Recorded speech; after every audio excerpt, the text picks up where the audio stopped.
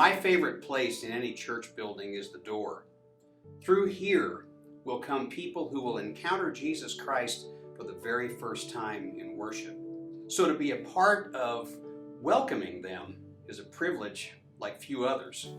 You know, the purpose of any Church of Jesus Christ is to make disciples, to help people to meet Him, to know Him, to love Him, and to follow Him.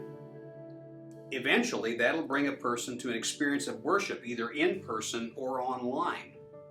And when a person comes to worship for the very first time, they need to experience a welcome like the arms of Jesus.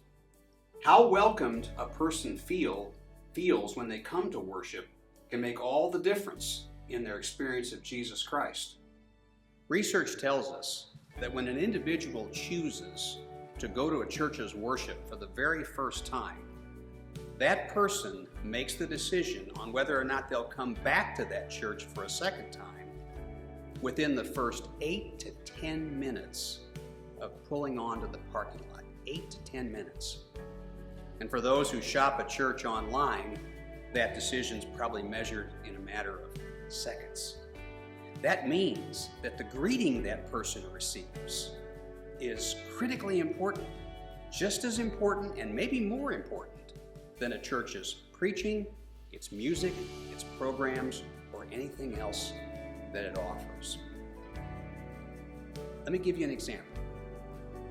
Many years ago, in a small town in southeast Missouri, in a church in that town, there was a gentleman in his 80s who had been the head usher of that church for several decades.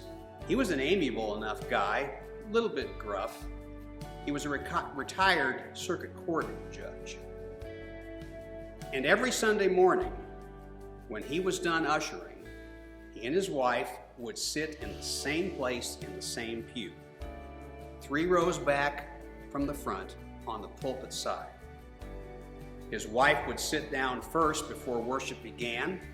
The judge would finish his ushering duties about 5 minutes after the service began, and then he would come down the side aisle and sit alongside his wife. And they did that forever. But one Sunday morning, a single mother and her 4 children showed up at the church. They came early.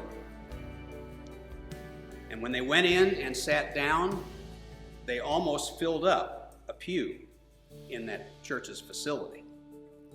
And they happened to sit in the 3rd pew from the front on the pulpit side, the judge's pew.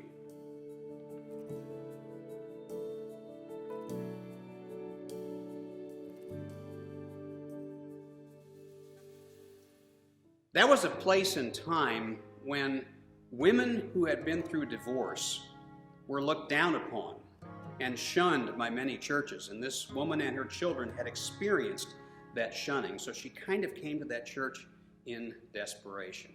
But there she was, seated where the judge and his wife sat every Sunday morning. As the judge's wife came out of Sunday school and saw that their pew was occupied, a look of shock came over her face and she went off to sit somewhere else.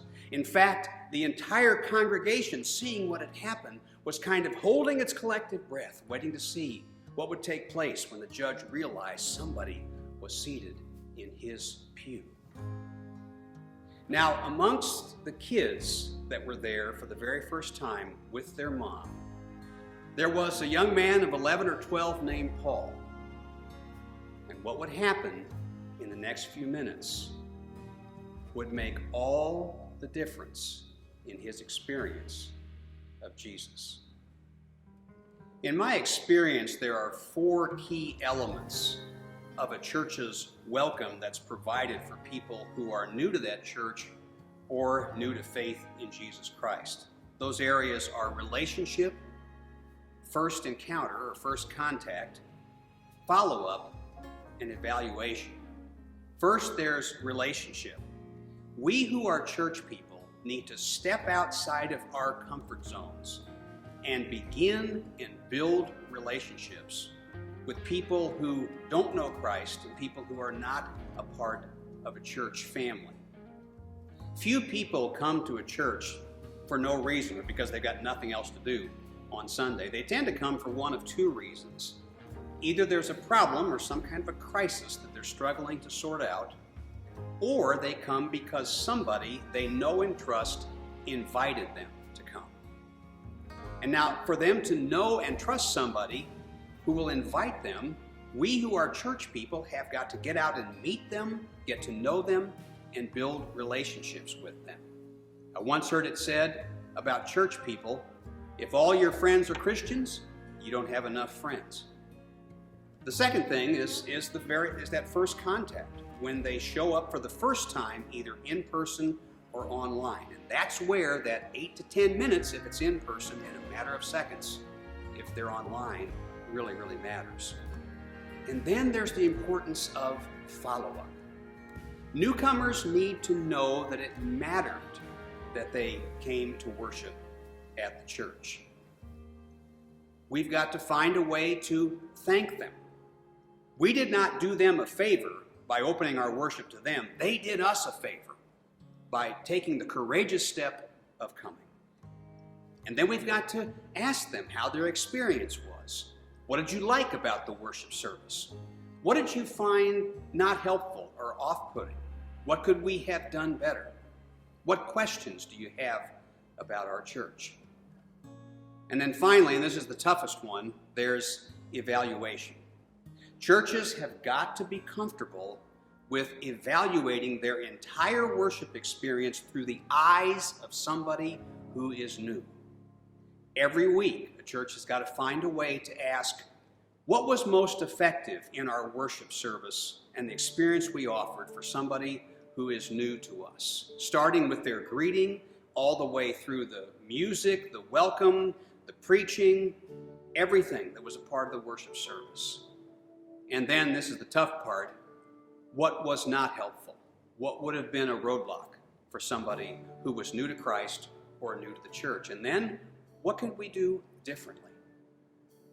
Contrary to what people may think, a church's welcome, its hospitality, is not the job of the pastor or the pastors or the staff or a select group of leaders in the church or even a select team. It is everybody's job.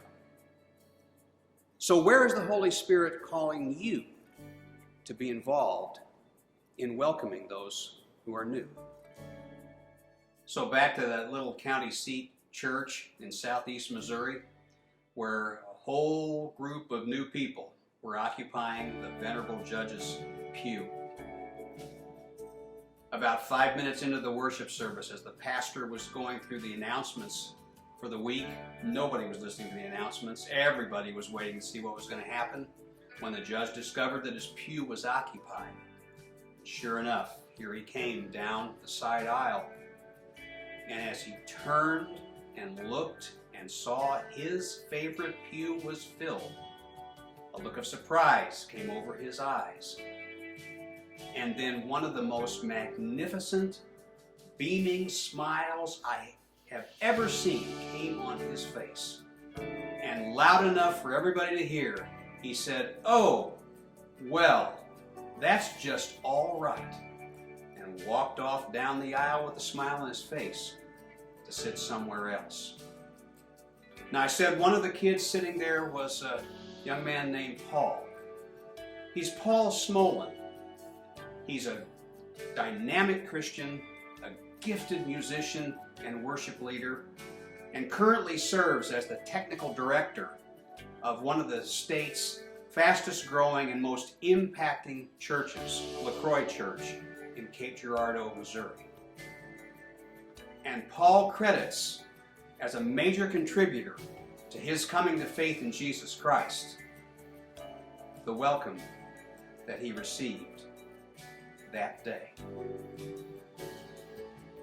Somewhere out there, there is someone who's not experienced Jesus and not experienced your church, who somehow, some way, will come to worship for the very first time.